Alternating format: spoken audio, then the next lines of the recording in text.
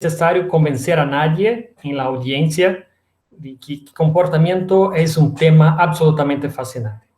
Aún las personas que no estudian comportamiento, pues se ponen encantadas con las peleas increíbles entre los machos, los despliegues súper exagerados que vemos en un montón de especies, la dedicación al cuidado parental de un montón de especies y la lucha por la supervivencia en los documentales, especialmente sobre las sabanas africanas. Bien, las observaciones sobre conducta en la naturaleza son muy antiguas. Creo que se puede poner en destaque dos investigadores muy famosos. El primer de ellos, el francés Jean-Henri Fabre. Este señor ha hecho un montón de observaciones súper detalladas sobre el comportamiento de artrópodos, en particular de los insectos, y tiene libros increíbles con ilustraciones increíbles. El otro, aún más famoso, es Charles Darwin, que describe en sus libros un montón de conductas y busca comprender el significado adaptativo de estas conductas.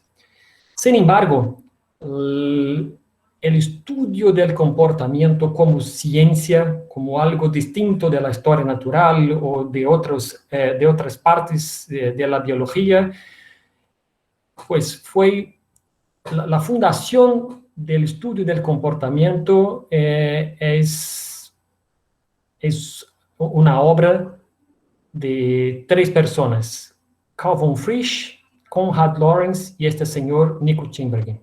Estos 3 señores que han ganado el Premio Nobel de Fisiología en los 70 fundaron una línea de investigación conocida como etología.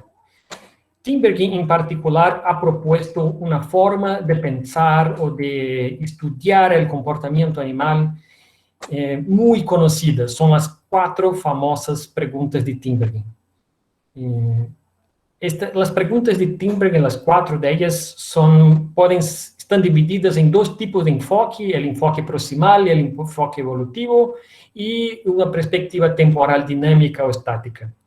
Entonces, cuando el enfoque es proximal y la perspectiva temporal es dinámica, tenemos estudios enfocados en la ontogenia del comportamiento, o sea, cómo el comportamiento se desarrolla en los individuos a lo largo de la vida.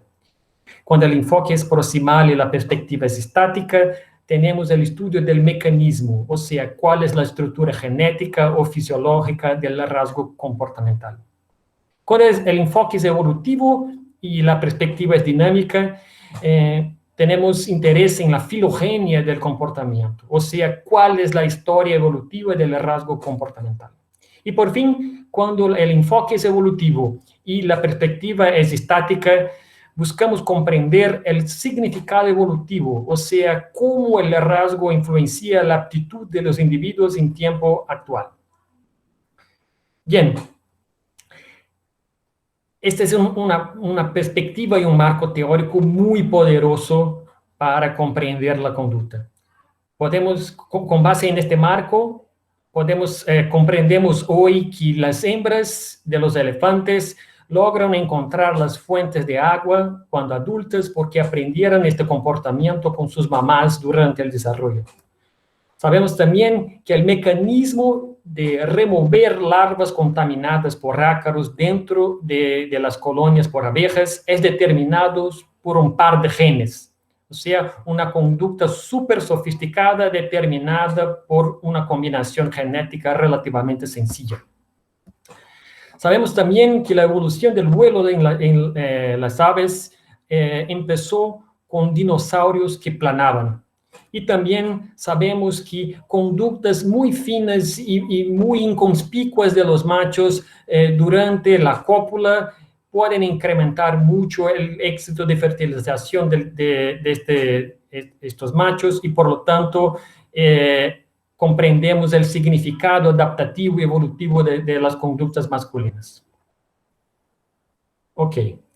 Después de la fundación de la etología y su desarrollo, en los 70 Edward Wilson ha propuesto el concepto de sociobiología, y la fusión de la teología con la sociobiología dio origen a un área que conocemos como ecología comportamental. Según una definición muy actual de ecología comportamental, estamos tratando del estudio integrativo de cómo y por qué procesos comportamentales modulan las interacciones de los individuos con su ambiente biótico. Y acá me gustaría poner en destaque la interacción de los individuos con su ambiente biótico y abiótico. Además, la ecología comportamental es el estudio del comportamiento que relaciona sistemas fisiológicos y genéticos del organismo con el ambiente externo para que sea posible comprender la evolución, cómo la evolución opera en la naturaleza. Y acá me gustaría destacar, la interacción del organismo con el ambiente externo. Entonces, en esta definición, aunque no sea quizás la mejor de ellas, tenemos dos partes muy claras en la cual tenemos interacciones de los individuos con el ambiente externo. Sin embargo, si miramos para los estudios publicados en las principales revistas de conductas, podemos ver un montón de sesgos. Y el primer sesgo que llama la atención se refiere al tipo de dato. La gran mayoría de los estudios con invertebrados y vertebrados ectotérmicos, especialmente peces, son conducidos en ambientes de laboratorio. Entonces, conocer las interacciones de los individuos con el ambiente natural es algo extremadamente limitado cuando el estudio tiene su enfoque en el laboratorio. Además, hay un sesgo geográfico muy evidente. Acá les enseño un resultado de una investigación que hice con colegas hace algunos años, pero yo dudo que el patrón general ha cambiado mucho. Lo que vemos es que 84% de los estudios publicados en las 4 revistas principales de ecología comportamental fueron publicados con especies de regiones templadas. Perdón.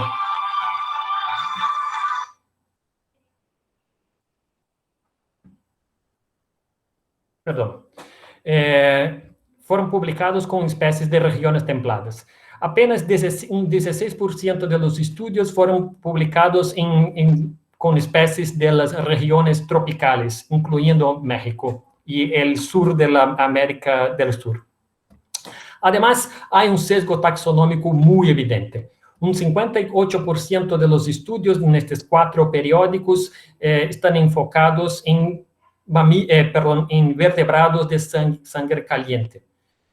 Y seguramente los vertebrados de sangre caliente no son para nada representativos de la biodiversidad en el planeta. Y por fin, hay un sesgo en la escala espacial.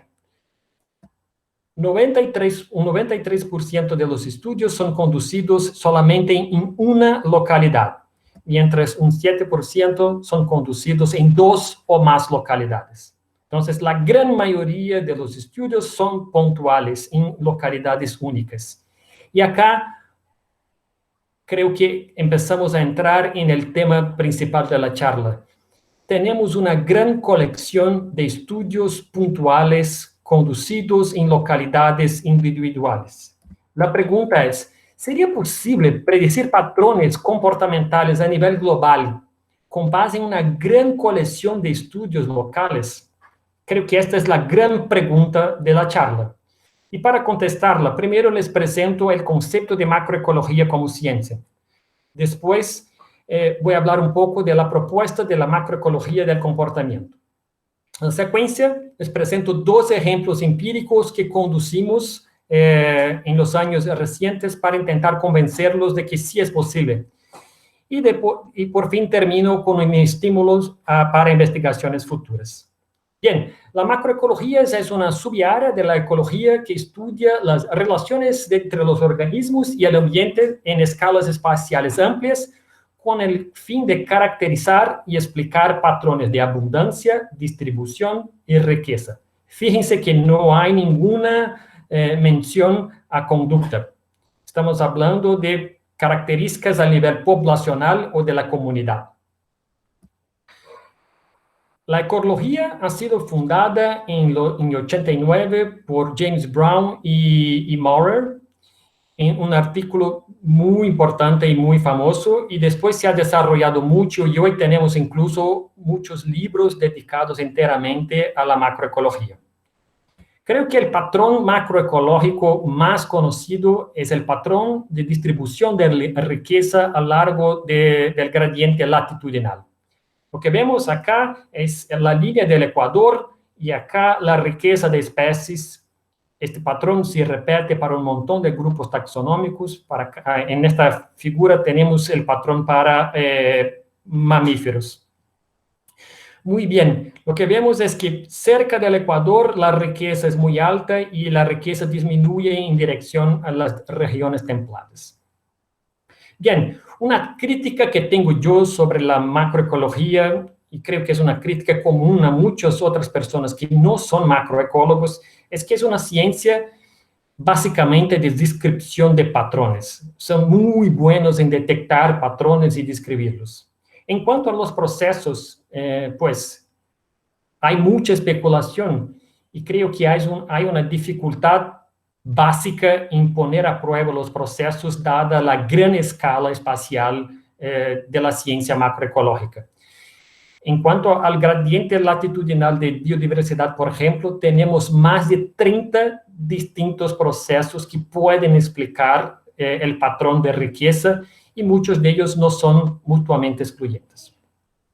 Sin embargo, hay cuestiones macroecológicas que sí tienen procesos mucho más claros y menos ambiguos. Uno de ellos es la regla de Allen.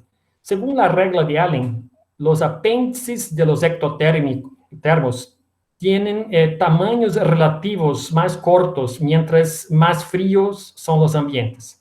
Acá tenemos este ejemplo con conejos y podemos ver que las patas, la cola y las orejas disminuyen proporcionalmente en latitudes más altas, en climas más fríos.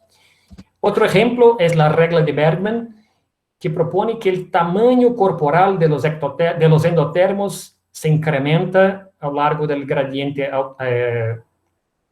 latitudinal. En los dos casos, por supuesto, estamos hablando del mismo grupo taxonómico, o sea, una regla que se aplica a un clado particular.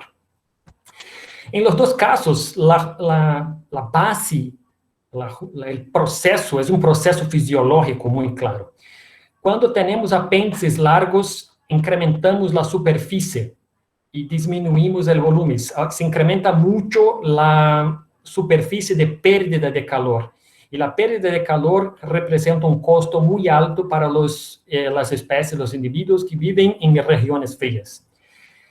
En cuanto al tamaño corporal, el incremento del tamaño corporal disminuye la relación entre la superficie y el volumen, y esto hace con que los individuos sean más eficientes en conservar calor dentro del cuerpo. Entonces tenemos dos ejemplos de patrones macroecológicos con una base mecanística razonablemente sólida, bien conocida. Bien, hace 2 semanas solamente, el James Brown, el autor el investigador que ha propuesto el concepto de macroecología, publicó un trabajo de revisión en el cual, pues, desde mi punto de vista, trata de arreglar las cosas o poner orden en el conocimiento macroecológico y promueve un incremento importante que es tratar de poner atención a cuestiones relacionadas a los procesos y no a los patrones. Este artículo propone relaciones entre la energía que llega a un determinado punto en el globo y un montón de procesos fisiológicos y conductuales. Si miramos para esta figura, no importa mucho su significado, vemos que el marco teórico propuesto en la revisión incluye inversión parental, crecimiento, mantenimiento y actividades, incluyendo, por ejemplo, locomoción.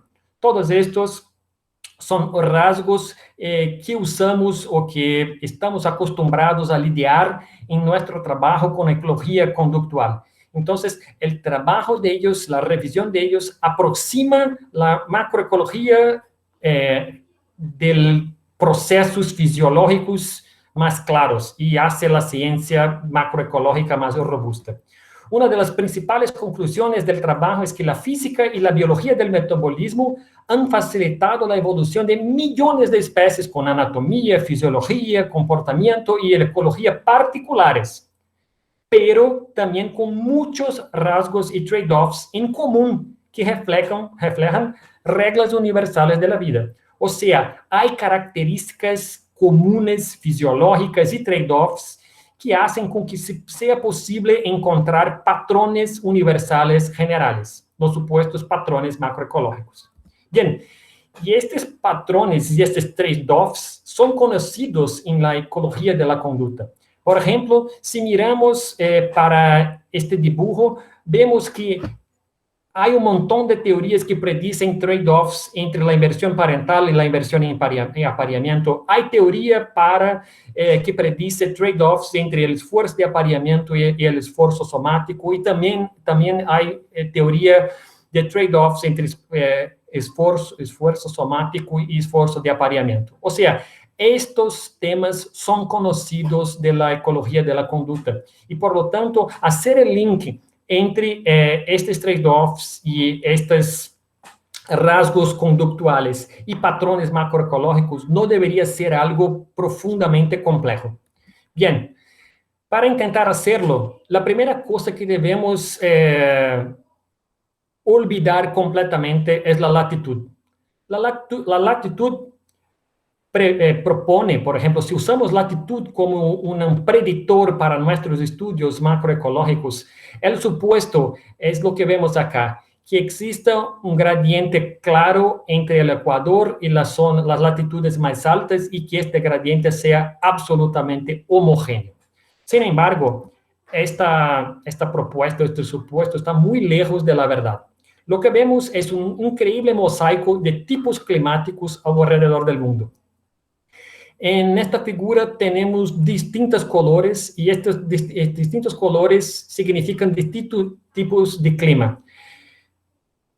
Si esta es la primera vez que ven este tipo de gráfico, seguramente pues, pueden pensar que parece un cuadro de Jason Pollock, pero básicamente tenemos 5 tipos de clima: los tropicales, los áridos, los templados, los fríos y los polares. Dentro de cada tipo tenemos subtipos. Las letras son difíciles de comprender porque hacen referencia a palabras en alemán, pero no importa mucho. Lo que importa es mirar que el mundo es un mosaico de climas y la latitud explica más o menos, pero no muy bien, la distribución de los tipos climáticos.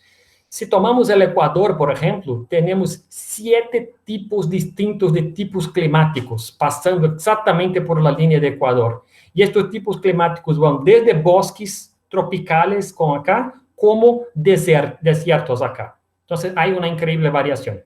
Si queremos aproximar nuestra ciencia de los procesos, entonces es necesario usar el tipo de clima. En el pasado se usaba la latitud porque no teníamos a disposición buenos bancos de datos sobre clima. Hoy los tenemos y podemos y debemos usarlos.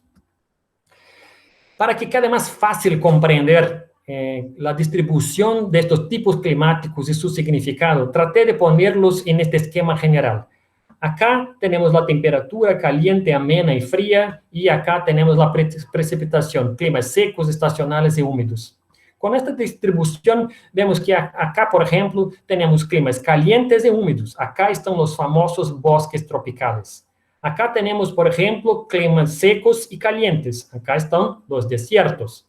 Tenemos climas considerados amenos y estacionales, o climas amenos y húmedos. Acá tenemos los bosques templados. Y acá, por arriba, tenemos las regiones polares en gris o los climas mucho fríos de las latitudes más altas. Podemos imaginar usando exactamente este mismo cuadrito que, por ejemplo, las demandas energéticas y los meses con nieve se incrementan en esta dirección. Acá no hay, en climas calientes y húmedos, prácticamente no hay meses con nieve y las demandas energéticas por la manutención o conservación de la temperatura en los endotermos es baja. Pero acá las demandas energéticas para mantenimiento de la temperatura son altas y los meses con nieve hay muchos meses. La disponibilidad de recursos alimenticios, por ejemplo, se incrementa en esta dirección y también la intensidad de depredación y parasitismo se incrementa. Para todos estos puntos tenemos revisiones, metaanálisis y un montón de informaciones a nivel global que apoyan este tipo de afirmación. El estrés hídrico se incrementa desde los climas húmedos hasta los climas más secos y la diferencia de temperatura entre el día y la noche se incrementa en esta dirección. Pues es posible entonces predecir un montón de procesos fisiológicos y ecológicos con base en la temperatura y la precipitación. Ahora podemos juntar las piezas para hacer predicciones. Y fíjense que estoy hablando de hacer predicciones. Yo no estoy muy interesado en buscar simplemente patrones. Estoy interesado en predecir cómo la cosa funciona en la naturaleza. Y el primer ejemplo es un estudio que conducimos con opiniones para intentar comprender si podemos predecir el sistema de apareamiento, el dimorfismo sexual y el cuidado paternal en el grupo a nivel global. En su famoso trabajo sobre los sistemas de apareamiento, Emlen y Oren han propuesto que la distribución temporal de las hembras y la distribución espacial de recursos son dos factores importantes para predecir la intensidad de la selección sexual y la variación en el éxito reproductivo de los machos. No voy a entrar en detalles sobre esta figura, pero voy a hablar un poco sobre los distintos sistemas de apareamiento y su influencia en la variación en el éxito reproductivo de los machos. Bien, acá tenemos machos que monopolizan hembras, una poliginia por defensa de recursos o hembras, y mientras más agregadas estén las hembras o los recursos que ellas necesitan para reproducirse, mayor es la varianza en el éxito reproductivo de los machos. Cuanto más dispersas estén las hembras o los recursos que necesitan para reproducirse, menor es la varianza en el éxito reproductivo de los machos. La gran mayoría de los machos logra tener una hembra y pocos no logran. Cuanto menos sincrónica sea la llegada de hembras receptivas en la población, o sea, llega una, llega otra, otra y otra. No, la reproducción, la llegada no es sincrónica, mayor es la varianza en el éxito reproductivo de los machos. Esto es lo que pasa, por ejemplo, en los sistemas de apareamiento del tipo LEC. Y por fin, cuanto más sincrónico sea la llegada, el periodo de receptividad de las hembras, menor es la varianza en el éxito reproductivo de los machos. Los efemerópteros seguros son el ejemplo más famoso. Bien, y cuanto mayor la varianza en el éxito reproductivo de los machos, mayor es la intensidad del dimorfismo sexual, sea en tamaño, sea en armamento, sea en ornamento. Bien, entonces si volvemos al cuadrito sobre el efecto del clima, podemos predecir que cuando el clima es frío y seco, los meses disponibles o adecuados para la estación reproductiva son reducidos y mientras más húmedo y más caliente se incrementa la duración de la estación reproductiva. Esta es una predicción macroecológica. La otra es que la sincronía reproductiva de las hembras se incrementa en la dirección opuesta. Cuando el clima es frío y seco, la ventana disponible para la reproducción es relativamente corta y la gran mayoría de las hembras están disponibles o receptivas de manera casi sincrónica. En regiones calientes y húmedas, el periodo reproductivo puede ser más largo y la llegada de las hembras en la población es menos sincrónica.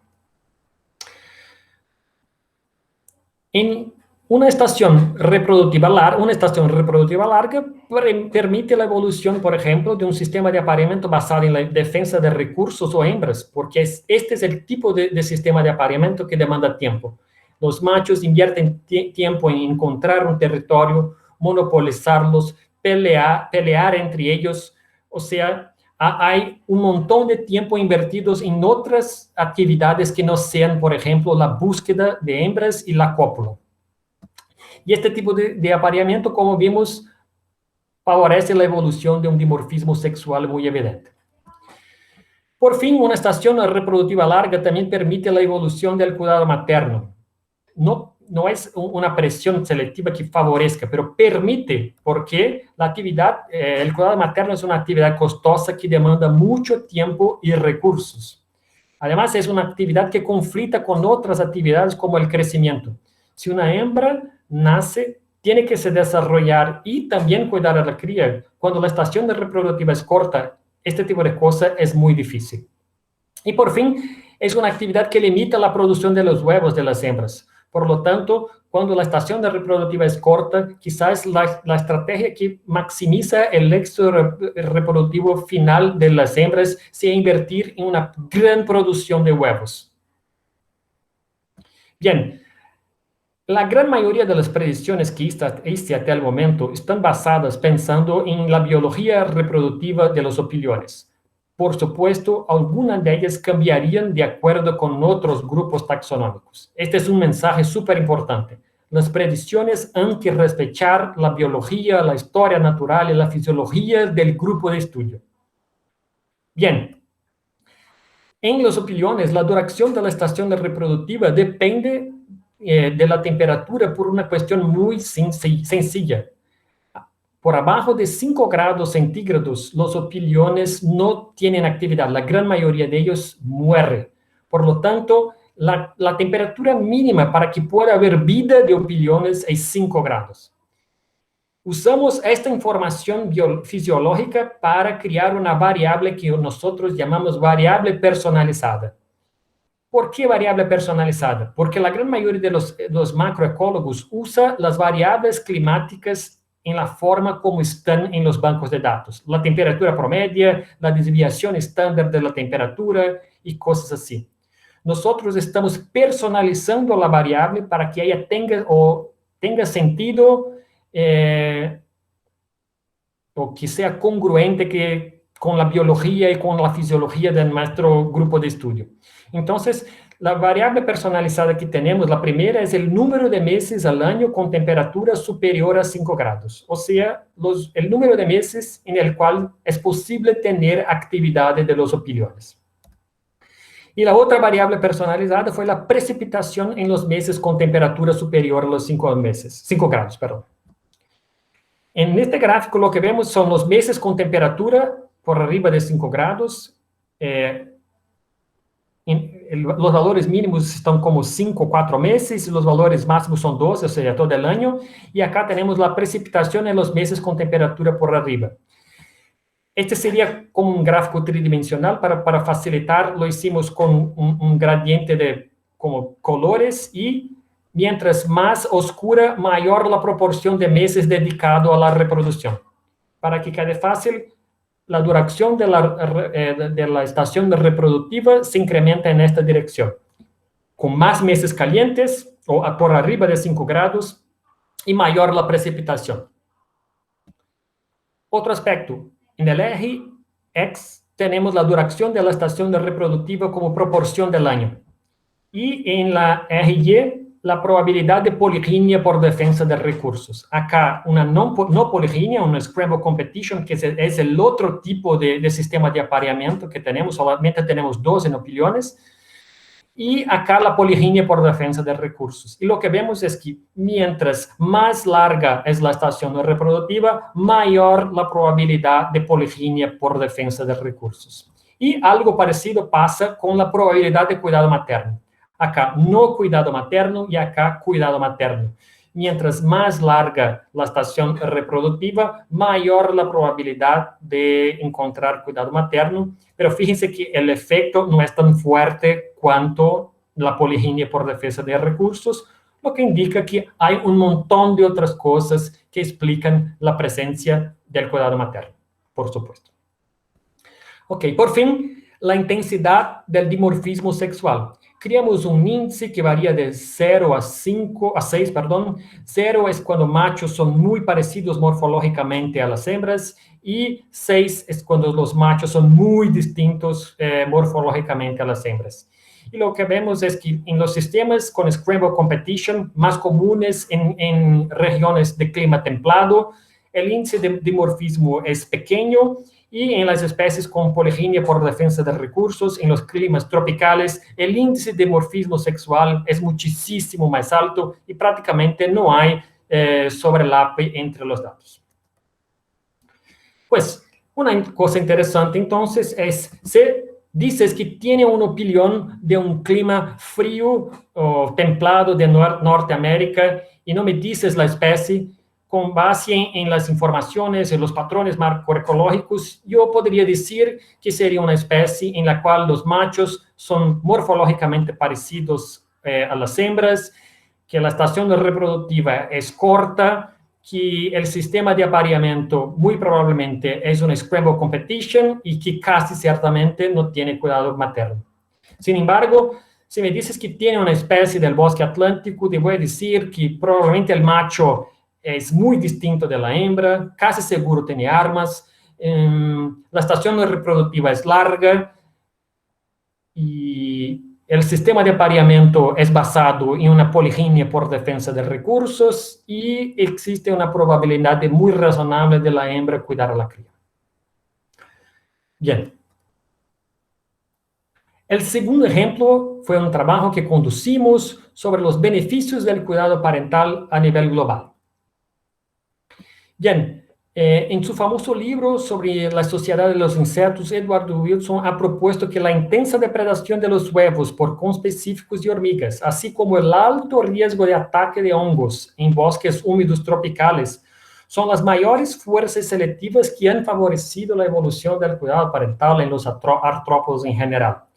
Es una hipótesis muy famosa que ha sido, pues, reproducida en un montón de artículos, pero nunca ha sido, de hecho, puesta a prueba de una manera formal.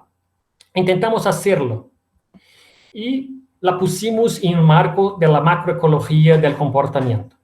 La idea básica de la hipótesis de Wilson es que condiciones climáticas influencian las interacciones bióticas, en el caso, el riesgo de depredación y ataque de hongos, y, por lo tanto, las interacciones bióticas influencian los beneficios de la protección de la descendencia.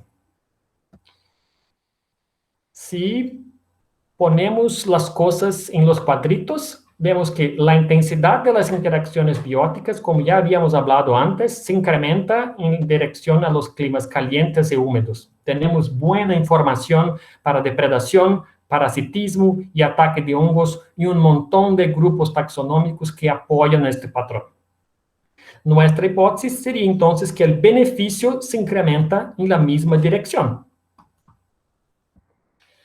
Acá no usamos el clima, acá usamos una otra variable que según estudios macroecológicos está mucho más estrechamente correlacionada a depredación y las interacciones bióticas, que es la evapotranspiración. La evapotranspiración es casi como si fuera una medida de la tropicalidad de un clima. Fíjense, por ejemplo, que en los bosques tropicales el color azul y púrpura es súper morado, no sé cómo se dice, es súper fuerte, y en las regiones de desiertos y más frías la evapotranspiración es muy baja.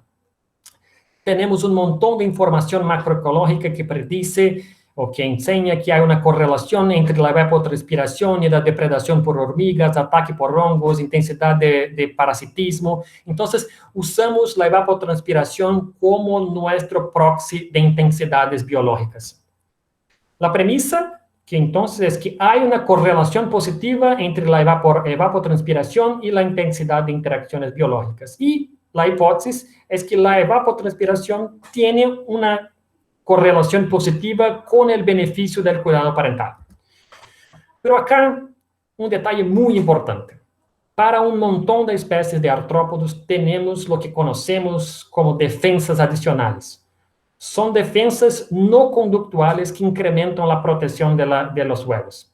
Las defensas adicionales incluyen, por ejemplo, moco alrededor de los huevos, como pasa con algunos opiliones, seda alrededor de los huevos, como pasa con un montón de arañas, construcción de nidos, como pasa con tijeretas, por ejemplo, y interacciones con hormigas, como pasa con homópteros. Para todos estos casos, hay evidencia experimental que indica una disminución de las tasas de depredación de los huevos, incluso en la ausencia de los parentales, cuando hay defensas adicionales. Entonces, las defensas adicionales funcionan como un buffer de la depredación. Entonces, podemos tener una hipótesis reloaded. La relación positiva entre la evapotranspiración y el beneficio será muy intenso cuando no hay defensas adicionales. Y cuando hay defensas adicionales, como son un buffer de depredación, la intensidad de los beneficios es más baja. Bien, ¿cómo hicimos? Buscamos un montón de información en la literatura, solamente estudios experimentales conducidos en condiciones de campo con artrópodos alrededor del mundo. Obtuvimos información para 49 especies, incluyendo arácnidos, crustáceos y un montón de insectos. Después usamos procedimientos meta-analíticos para calcular la magnitud del efecto, o sea, el efecto de la presencia del parental, macho o hembra, sobre la supervivencia de los huevos. Los puntos están distribuidos por todo el mundo. Tenemos un montón de puntos en la América del Norte, un montón en la América Central, un montón en la América del Sur, un par de ellos en África, algunos en Europa, algunos en sureste asiático, en las islas, en Oceanía, uno en Japón y absolutamente nada en Asia continental.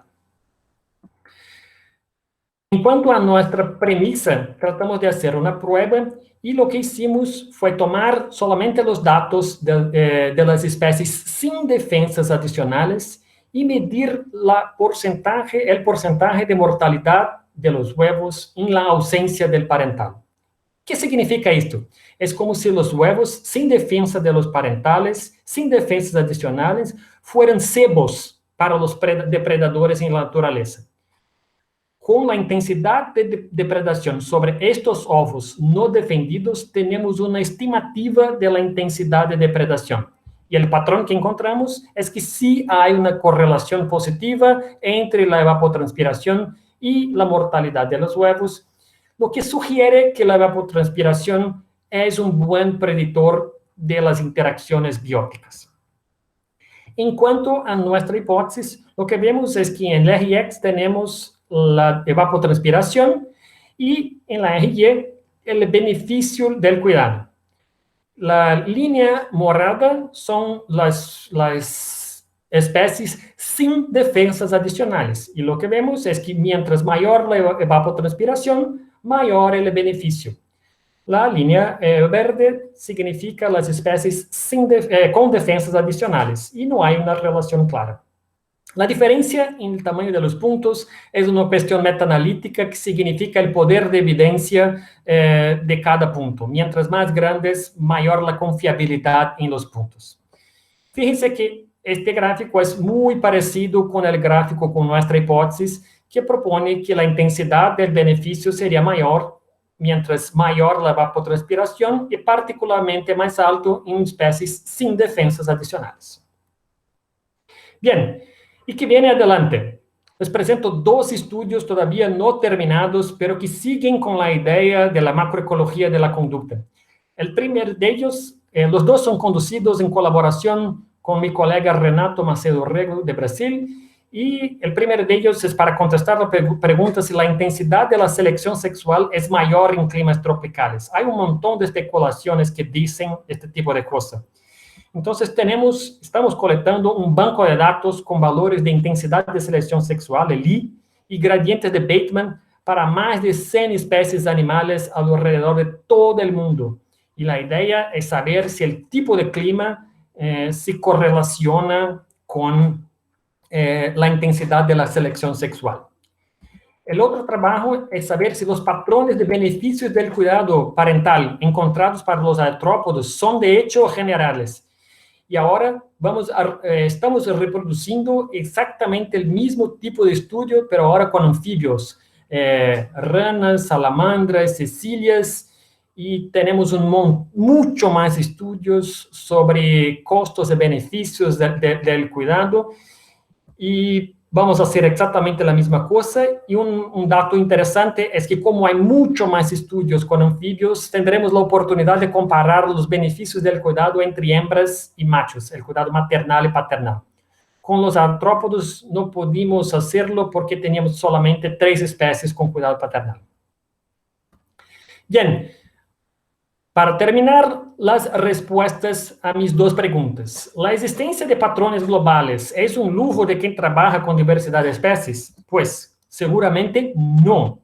¿Y sería posible predecir patrones comportamentales a nivel global con base en una gran colección de estudios locales?